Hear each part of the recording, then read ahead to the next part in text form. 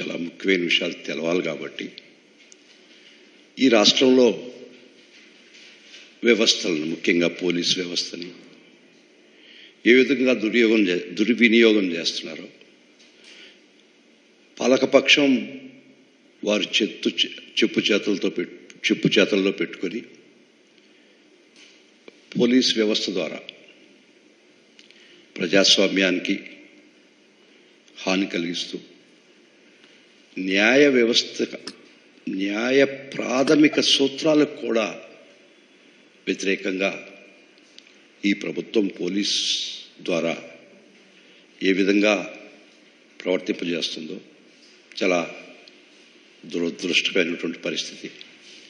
ఆ ప్రత్యేక పరిస్థితిలో నేను మీ ముందుకు వచ్చి కొన్ని విషయాలు చెప్పదలుచుకున్నాను.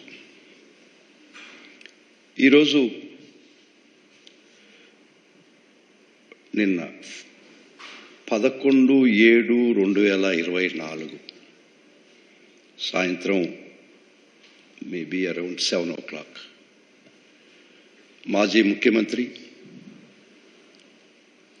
శ్రీ జగన్మోహన్ రెడ్డి గారి మీద మరియు కొంతమంది పోలీస్ ఆఫీసర్స్ మీద, కొంతమంది ప్రభుత్వ ఉద్యోగుల మీద శాంక్షన్ అనేది మర్చిపోయినారు, అది పక్కన పెడదాం.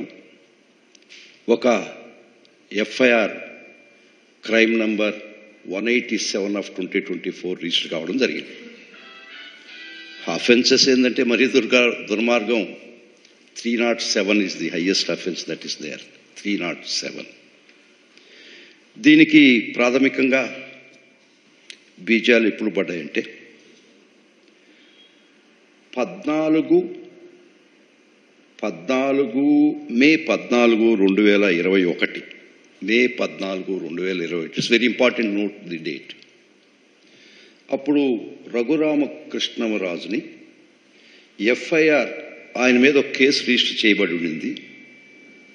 FIR 12/2027 dated 14th. ఆ కేసులో వాడు హైదరాబాద్లో ఉండగా వాడిని అరెస్ట్ చేసి కన్సర్న్ జ్యూరిస్డిక్షనల్ కోర్టుకి, గుంటూరు పరిధిలో కోర్టుకు తీసుకురావడం జరిగింది.